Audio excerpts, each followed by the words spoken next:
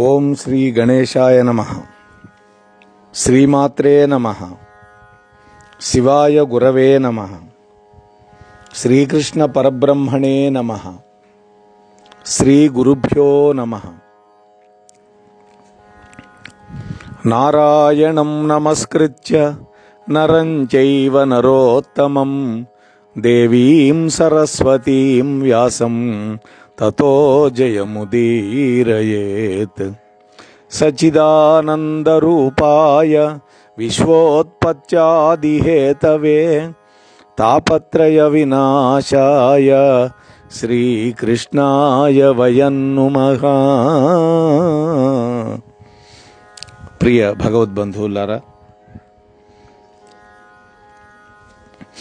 ఆది పర్వం 7వ ఆశ్వాసంలో 34వ రోజు నిన్న ద్రౌపది దృష్టద్యుమ్నుల యొక్క జన్మగాథ, పాండవులు పాంచాల దేశానికి బయలుదేరి వెళ్ళడం, దారిలో అంగారపర్ణుడు అర్జునుడు యుద్ధం చేయడం, ఆ యుద్ధంలో అర్జునుడు జయించడం, ఆ తర్వాత అంగారపర్ణుడితోటి పాండవులు మైత్రి చేయడం, అలాగే మీకు గురువు లేనందువల్ల కొన్ని చిన్న చిన్న దోషాలు జరుగుతున్నాయి, మీరు కూడా చిన్న చిన్న తప్పులు చేస్తున్నారు, అందువల్ల అగ్నిహోత్రాన్ని రక్షించేటటువంటి ఒక సద్గురువును మీరు ఆశ్రయించండి అని చెప్పే సందర్భంలో ఆ అంగారపర్ణుడు పాండవులని తపతి సంతతి వారు అని సంబోధించాడు. అందువల్ల అర్జునుడు, మమ్మల్ని తపతి సంతతి వారు అన్నావు, కానీ మేము కుంతీపుత్రులం, పాండురాజు యొక్క పుత్రులం, మరి ఎందుకని అలా అన్నారో మాకు చెప్పండి అని అడిగాడు. అప్పుడు ఆ అంగారపర్ణుడు తపతి సంవరణోపాఖ్యానాన్ని మనకి అందిస్తున్నారు. ఆదిత్యునకు పుత్రి అనఘ సావిత్రికిని అనుజ ఉత్తమ లక్షణామలాంగి తపతి అకన్య ధవళాయతే క్షణ యవ్వన సంప్రాప్తయైన దాని చూచి అకన్యక సురుచిర గుణముల కనుగుండగు నిర్మలాభిజచ్చు పతి నిర్విధంబున బడయుదునోయని తలచుచునున్న అత్తపతును గురించి భక్తి తపము చేసే ప్రభుడజామీఢుడంతనడు అజామీఢనందనుడు భరతకులుండు ధర్మవిదుడు సర్వగుణయుతుండు సంవరణుండను వాడు కృత తపోపవాస విధులా. నాయన అర్జున, సూర్యుడి యొక్క కూతురు సావిత్రీదేవికి చెల్లెలు, ఉత్తమ లక్షణాలు, నిర్మలమైనటువంటి శరీరం, తెల్లటి నేత్రాలు కలిగినటువంటి యవ్వనవతి అయినటువంటి తపతి అనేటువంటి కన్యను చూచాడు. ఎవరు? అజామీషుడి యొక్క పుత్రుడు సంవరణుడు.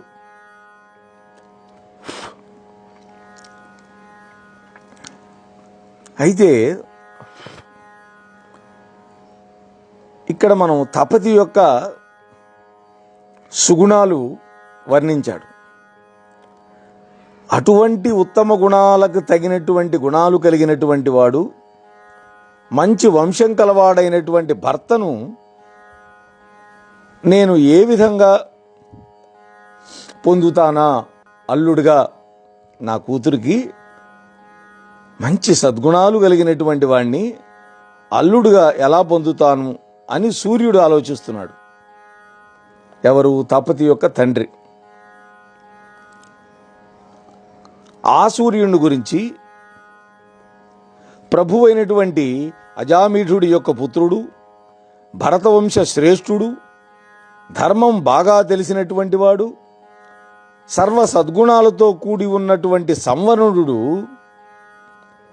జపము, ఉపవాసం మొదలైనటువంటి నియమాలతోటి, భక్తితోటి సూర్యుడి గురించి తపస్సు చేస్తున్నాడు. చూడండి, సూర్యుడు తన కూతురికి తగినటువంటి భర్తను వెతుకుతున్నాడు.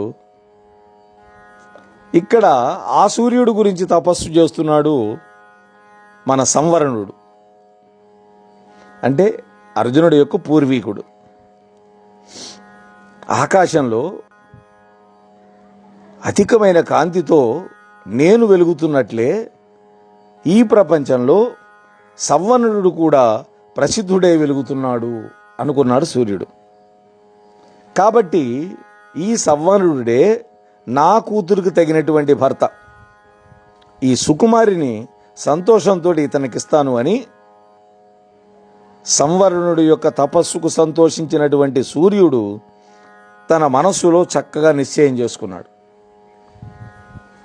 తన గురించి తపస్సు చేసుకున్నటువంటి ఆ అజామీఢుడి యొక్క నందనుడైనటువంటి ఆ సంవరణ మహారాజుని తన అల్లుడిగా చేసుకోవాలనుకున్నాడు. ఆ తర్వాత ఒక రోజున ఈ సంవరణ మహారాజు వేట కోసం అడవికి వెళ్ళాడు. అడవిలో బాగా తిరిగి అధికమైన ఆకలి దప్పుతులతోటి తన గుర్రం పడిపోయింది. అప్పుడు ఆ రాజుగారు ఒంటరిగా కాలినడకతో వెళ్ళి ఒక కొండ అడవిలోని ఎత్తైనటువంటి ప్రదేశంలో ఒక అందమైన కన్యను చూచాడు. ఆ కన్య ఎలా ఉందంటే సుకుమారి, బంగారం వంటి కాంతి కలిగి తన యొక్క శరీర కాంతితో పక్కన ఉన్నటువంటి చెట్లని, తీగలని బంగారుమయం చేస్తూ ఉన్నది.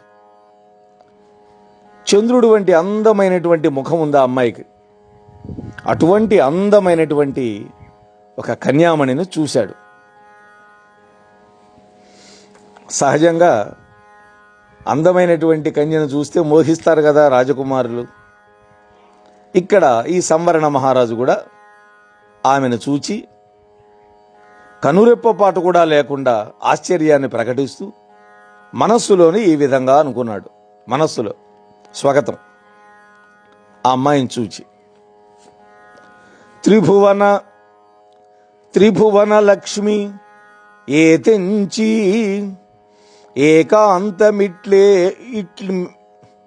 ఏకాంతమిట్లు ఏలకో ఉన్నది ఇవ్వనమున గగనమణి ప్రభ గగనంబునందుండి అవనీతల ప్రాప్తమయ్య నొక్కో శంభుండు లావణ్య సద్గుణ సముదాయము ఇందయిముగ సంగ్రహించె నొక్కో దీని అంగముల పొందిన ఈ విభూషణ శ్రీ ఏమి పుణ్యంబు చేసి నొక్కో.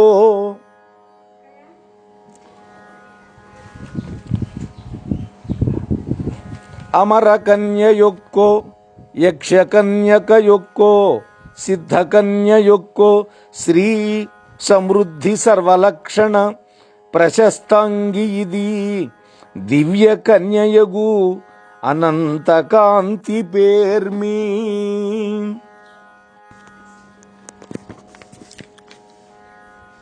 ఈ అమ్మాయి త్రిలోక లక్ష్మిలాగా ఉందే, ఒంటరిగా ఈ వనంలో ఈ విధంగా ఎందుకున్నది? సూర్యకాంతి ఆకాశం నుండి భూమి మీదకి అవతరించిందా ఏమిటి? ఆ బ్రహ్మదేవుడు సౌందర్య సద్గుణాల సముదాయాన్ని ఈమెలోనే ఏర్చి కూర్చి సమకూర్చాడేమో. ఈమె యొక్క అవయవాలను పొందినటువంటి ఈ అలంకారాల యొక్క శోభ ఏం పుణ్యం చేసుకుందో. ఈమె దేవకన్య, యక్షకన్య, లేకపోతే సిద్ధుల యొక్క కన్య. శోభా సమృద్ధితోటి, అపారమైన కాంతితోటి, సకల శుభలక్షణాలతోటి ప్రశంసింపదగినటువంటి శరీరం కలిగినటువంటి ఈ అమ్మాయి నిశ్చయంగా ఒక దివ్యకాంతయే అయి ఉంటుంది అనుకున్నాడు. ఇక్కడంతా కూడా ఉత్ప్రేక్ష.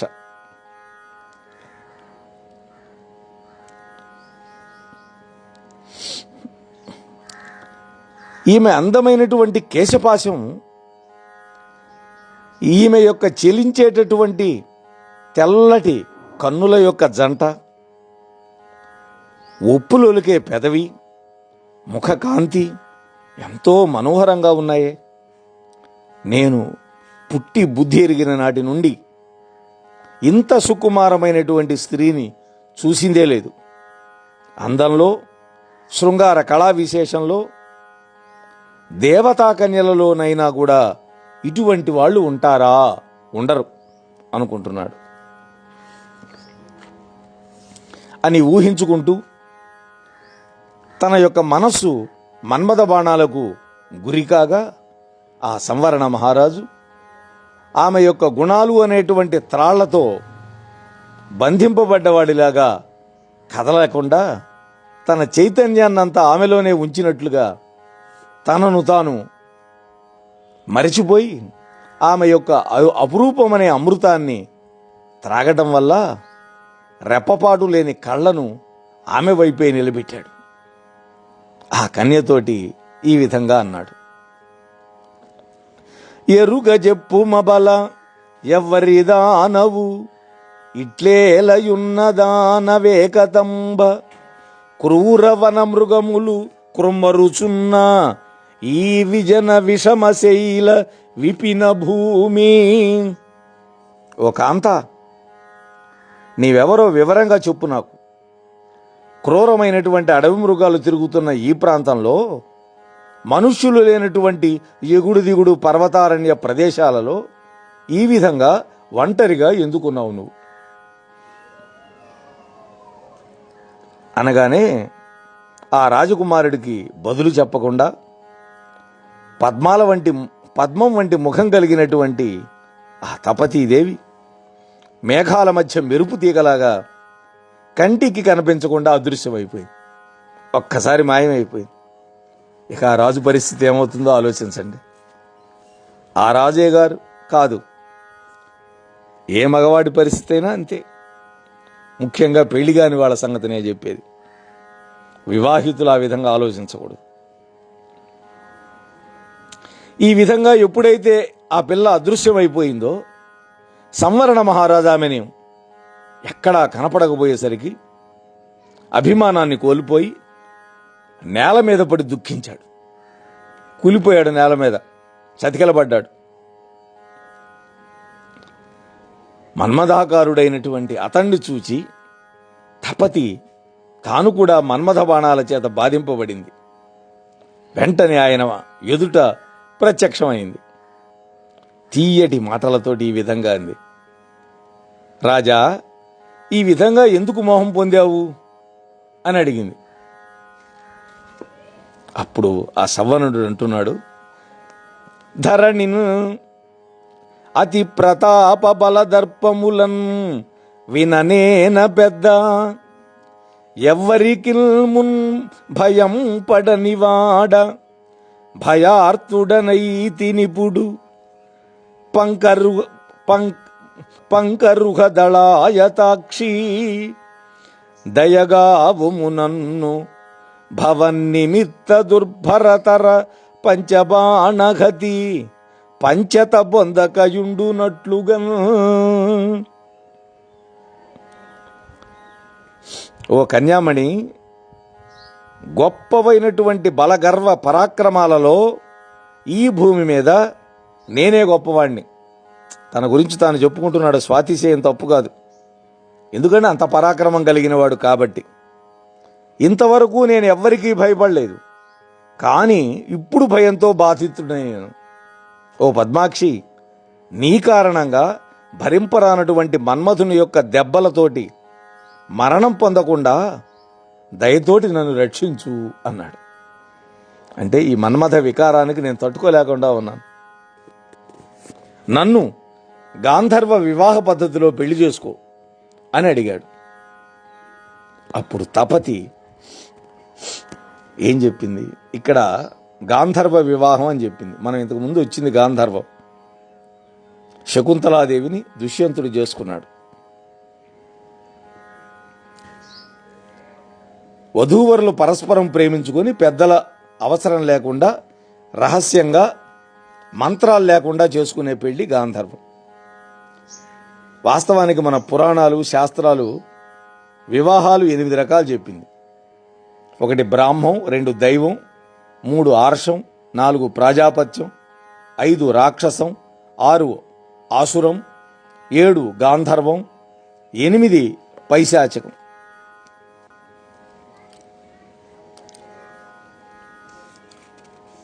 తపతీదేవి అంటోంది, భువనైక దీపగుండగు సవిత్రునకు తనూజ మరియు సావిత్రికి నేననవరజ అవినయవర్జిత అవనీశ్వర వినుము తపతియను సురకన్యల్. ఓ రాజా, లోకాన్ని వెలిగించేటటువంటి సూర్య భగవానుడి యొక్క కూతురిని, సావిత్రికి చెల్లెల్ని, గర్వం లేనటువంటి దాన్ని, తపతి అనేటువంటి పేరు గల దేవకన్యను నేను అని చెప్పింది.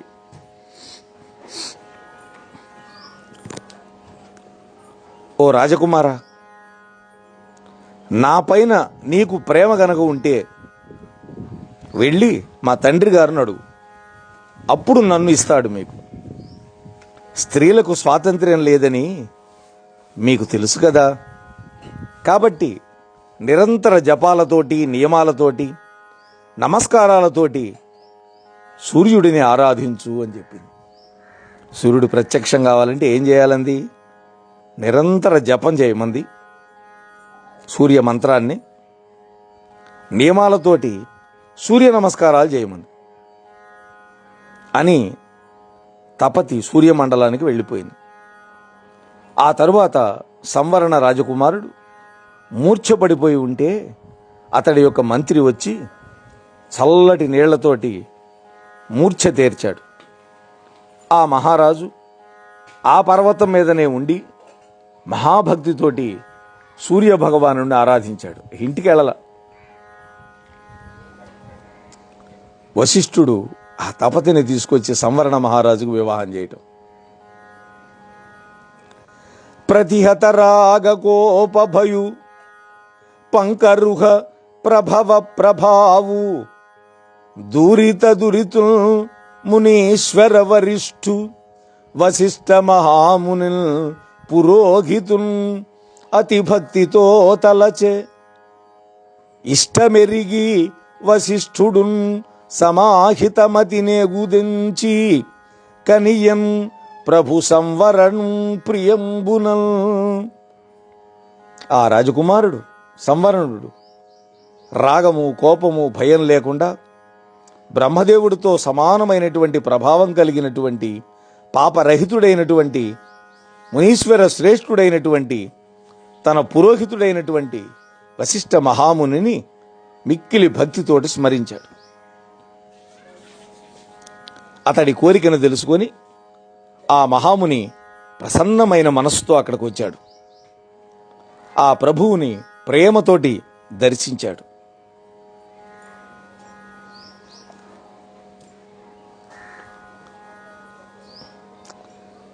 అక్కడ ఎడతగనటువంటి వ్రత ఉపవాసాలతోటి కృషించిపోయి ఉన్నటువంటి సంవరణ మహారాజును చూచాడు. అతడు సూర్యపుత్రిక అయినటువంటి తపతి మీద గాఢమైనటువంటి ప్రేమ కలిగి ఉన్నాడని యోగ దృష్టితో తెలుసుకున్నాడు. అది వశిష్ఠుడి యొక్క వైభవం. ఆయన బ్రహ్మ మానసపుత్రుడు, సామాన్యుడు కాదు.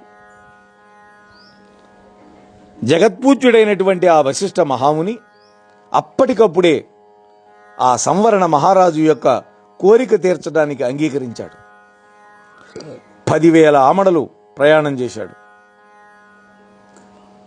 లోకాలకి నేత్రమైనటువంటి వాడు, పగటికి ప్రభువైనటువంటి వాడు, విస్తారమైనటువంటి సహస్ర కిరణాలు కలిగినటువంటి సూర్య భగవాను చూచాడు.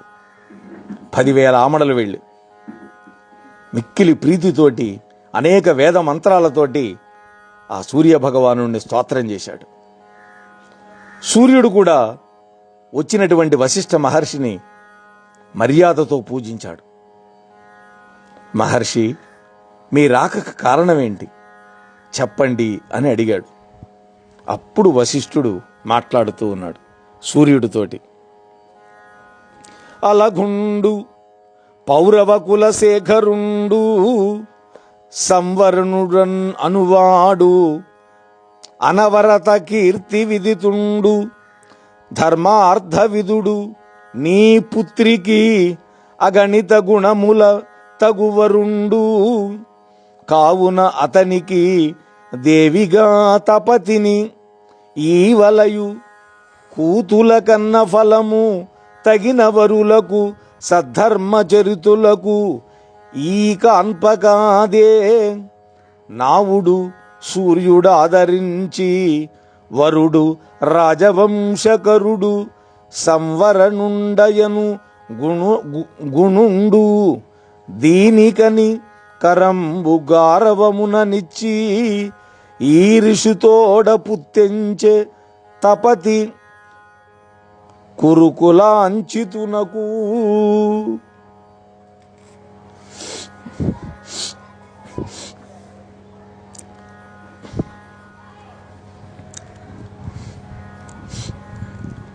ఓ సూర్య భగవానుడా, పూర్వు యొక్క వంశానికి శిరోభూషణమైనటువంటి ధర్మార్థాలు బాగా తెలిసినటువంటి మా సంవరణ మహారాజు అనేక సద్గుణాల చేత మీ యొక్క పుత్రికకి తగినటువంటి వరుడు కాబట్టి అతనికి భార్యగా తపతిని ఇవ్వండి. కుమార్తెలను కన్నందుకు ఫలం ధర్మబద్ధమైనటువంటి నడువుడికి కలిగినటువంటి తగినటువంటి చక్కటి వరుడికి ఇవ్వటం వల్ల కదా అన్నాడు. ఇది ఒక సూక్తి అని పలికాడు. సూర్యుడు కూడా వశిష్ఠుడి మాట మీద ఆదరం ఉంచి చంద్రవంశాన్ని నిలిపేవాడైనటువంటి ఈ సంవరణ మహారాజే మా కూతురికి తగినటువంటి వరుడని చాలా ప్రీతితోటి కురుకులం చేత పూజింపబడే అతడికి తపతినిచ్చి ఆ ఋషిని వెంట సాగనంపాడు కూతుర్నిచ్చి. ఈ విధంగా నిమిషానికి 364 ఆమడలు పరిగెత్తే సూర్యుడి యొక్క రథంతో పాటు ఎటువంటి శ్రమ లేకుండా వెళ్ళి అతడిచ్చినటువంటి తపతిని తన వెంట తీసుకువచ్చాడు వశిష్ఠుడు. అది వశిష్ఠుడి యొక్క వైభవం. నిమిషానికి 364 ఆమడలు వేగంగా పరిగెత్తుతుంది సూర్యరథం. దానితో పాటు వచ్చాట శ్రమ లేకుండా. పైగా వశిష్ఠుడు శాస్త్రోక్తంగా తపతి సంవరణులకు వివాహం జరిపించాడు. అందుచేత మహాత్ములైనటువంటి పురోహితులను పొందినటువంటి రాజులకి కోరుకున్నటువంటి శుభాలు కలగటం నిశ్చయమన్నాడు. ఇక్కడ ఈ విషయం చెప్పడంలో ఇంకొక అంతరార్థం కూడా ఉన్నది. మీరు కూడా తగినటువంటి పురోహితుడిని వరిస్తే ఆయన యొక్క వైభవం వల్ల మీ యొక్క కోరికలన్నీ తీరి మీరు కూడా బాగుంటారని చెబుతున్నాడు. ఈ విధంగా ఆ సంవరణ మహారాజు తపతిని వివాహం చేసుకొని కాపరం చేస్తూ రాచకార్యాలను ధర్మాలను వదిలిపెట్టి 12 ఏళ్ళు కొండలలో అడవులలో ఉండిపోయాడు. ఎవరైనా కొత్త పెళ్ళాం దొరికితే అందులో కోరుకున్న పెళ్ళాం దొరికినప్పుడు అంతేగా, ఈయన కూడా అంతే చేశాడు. దానివల్ల ఒక ఉపద్రవం వచ్చింది. రాజు ఎప్పుడైతే లేకుండా పోయినాడో అందుబాటులో ప్రజలకి, రాజు దేవుడితో సమానం, విష్ణుంశ సంభూతుడు. అటువంటి రాజు వారంలో ఒక్కరోజైనా ప్రజలకు దర్శనమిస్తాడు. ఆయన దర్శనం చేసుకుంటే ప్రజలకి సాక్షాత్తు విష్ణుమూర్తిని దర్శించినటువంటి పుణ్యం కలుగుతుంది. ఆ పుణ్యానికి వాళ్ళు దూరమైనారు. ఎందుకని? 12 ఏళ్ల పాటు ఆయన రాజ్యంలో లేడు. అడవుల్లో, కొండల్లో, కోనల్లో భార్యతోటి విహరిస్తూ ఉన్నాడు. దానివల్ల భూమండలంలో అనావృష్టి ఏర్పడింది. అది తెలుసుకొని వశిష్ఠుడు శాంతిక, పౌష్టిక, వైదిక క్రియలు చేశాడు. సంవరణ మహారాజుని తన వెంట పెట్టుకొని హస్తినాపురానికి వెళ్ళాడు. అప్పుడు ప్రజలంతా ఆనందపడ్డారు. కులపురోహితుడు చేసినటువంటి కర్మకాండ వల్ల అనావృష్టి తొలగిపోయింది. రాజు కూడా వచ్చాడుగా. తరువాత సంవరణుడికి తపతికి వంశకర్త అయినటువంటి ఒక కొడుకు పుట్టాడు. అప్పటి నుండి మీరు కూడా తాపత్యులయ్యారయ్యా అన్నాడు. అంటే తపతి యొక్క వంశం వాళ్ళు కాబట్టి తాపత్యులు అని గంధర్వుడు చెప్పగానే విని ఆనందపడ్డాడు అర్జునుల వారు. ఇక్కడ చంద్రవంశంలోని రాజులని వంశకర్తల పేర్లతోటి వాళ్ళ సంతానమని పిలిచే పద్ధతి ఉన్నది. అంటే పాండవులను కూడా పౌరవులని, భారతులని, కౌరవులని పిలుస్తారు. ఎందుకని కురువంశం కాబట్టి కౌరవులు. కానీ ఆ తర్వాత కథలో పాండవుల యొక్క ధృతరాష్ట్రుడి యొక్క కొడుకులు వేరువేరుగా ఉండటం వల్ల మరి మళ్ళీ అర్థం కావటం కోసం 5గురిని పాండవులని, ఈ 100 మందిని కౌరవులని చెప్పటం జరిగింది. ఇది మనం గుర్తుపెట్టుకోవాలి. వంశకర్తల యొక్క భార్యల పేర్లతో వాళ్ల సంతానం అని పిలిచే సంప్రదాయం కూడా ఉంది. అందుకని తాపత్యులయ్యారు వాళ్ళు. అటువంటి విశిష్ట గౌరవం 2-3 మాత్రమే దక్కింది. అందులో ముఖ్యులు తపతి, కుంతీదేవి, సత్యవతి. సత్యవతి బిడ్డలని సాత్యవతేయులు అన్నారు. కుంతీ బిడ్డలని కౌంతేయులు అన్నారు. తపతి యొక్క పుత్రులని ఆ తర్వాత తాపత్యులు అని పిలిచారు. ఇక్కడ పాండవులని తాపత్యులు అని అంగారపర్ణుడు కావాలనే పేర్కొన్నాడు. ఎందుకని? తీగలాగితే కదా డొంక కదిలేది. మేము తాపత్యులం ఎట్లా అయ్యాం అనే ప్రశ్న వల్ల కదా తపతి సంవరణోపాఖ్యానం అంతా చెప్పాడు. అయితే ఈ కథ కేవలం వంశకథ మాత్రమే కాదు. ఏమిటి మరి ఏ వంశకర్త జీవితంలోనూ కనపడనటువంటి పురోహితుడి యొక్క మహాత్యాన్ని చెప్పే కథ ఇది. సంవరణ మహారాజులాగా పాండవులు కూడా పురోహిత పురస్సరులై ఉండాలి అని అంగారపర్ణుడి యొక్క బోధ. పురోహితుల వల్ల హితం కలిగినటువంటి వంశకర్త గాథ శ్రవణం చేసిన తరువాత ఆ పురోహితుడైనటువంటి వశిష్ఠుడి యొక్క మహాత్యాన్ని గురించి అర్జునుడు తెలుసుకోవాలనుకున్నాడు. అంతటితో ఊరుకోలా. సహజం కదా, ఒక కథలో నుండి మరొక కథలోకి సహజంగా ఉద్భవించేటటువంటి కథాకథన శిల్పం ఇది. నన్నయ్య గారి యొక్క ప్రసన్న కథ కవితార్థయుక్తికి అత్యంత సహజంగా ఆవిష్కరించినటువంటి కథార్థాలు ఈ ఘట్టంలో మనకు కనిపిస్తాయి. అర్జునుడు ఈ కథ విని తాపత్యులు తాము ఎట్లా అయ్యారో తెలుసుకొని,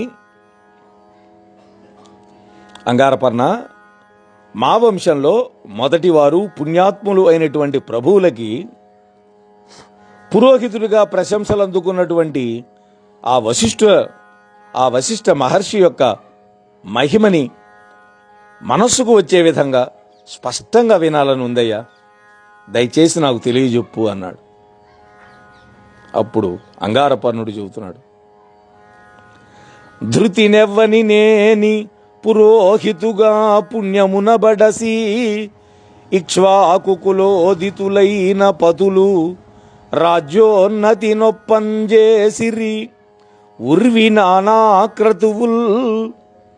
వాస్తవంగా వశిష్ఠుడు ఇక్ష్వాకు కులానికి పురోహితుడు. ఎందుకు పురోహితుడైనట్ట ఇక్ష్వాకు కులానికి? ఆయన ద్రష్ట కాబట్టి ఆ వంశంలో శ్రీమన్నారాయణుడు రాముడుగా పుడతాడని తెలిసి పౌరోహిత్యం చేయడానికి ఒప్పుకున్నట్ట. వేచి ఉన్నాడు కొన్ని వేల సంవత్సరాలు శ్రీరామ జననం కోసం.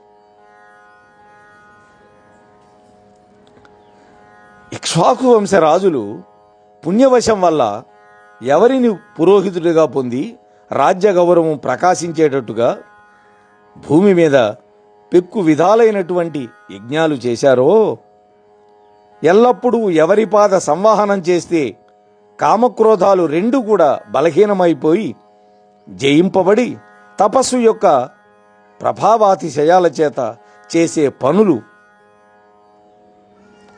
జయప్రదమవుతాయో ఫలప్రదమవుతాయో అంటే ఇక్కడ ఏమిటి? తపశ్శక్తి యొక్క బలం వల్ల కామక్రోధాలు బలహీనమైపోయి అవి జయించబడి నిత్యం ఎవరి యొక్క పాద సంవహాలను చేస్తాయో అంటే ఎవరికి అధీనాలు అవుతాయో అని కూడా చెప్పచ్చు.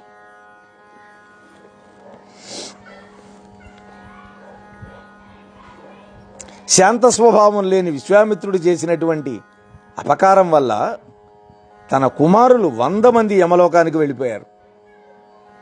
వాళ్లను తన యొక్క తప ప్రభావంతో బతికించడానికి సమర్థుడై ఉండి కూడా చెలియల కట్టను సముద్రం ఎట్లా అయితే దాటదో అదేవిధంగా శాంతుడై యమధర్మరాజును అతిక్రమించడానికి ఎవరు ఇష్టపడలేదో అట్లాంటి మహాభయంకరమైనటువంటి తేజస్సు కలిగినటువంటి ఆ వశిష్ఠ ముని యొక్క మహిమని చెప్పటం నా తరం అవుతుందా అర్జున అన్నాడు గంధర్వుడు.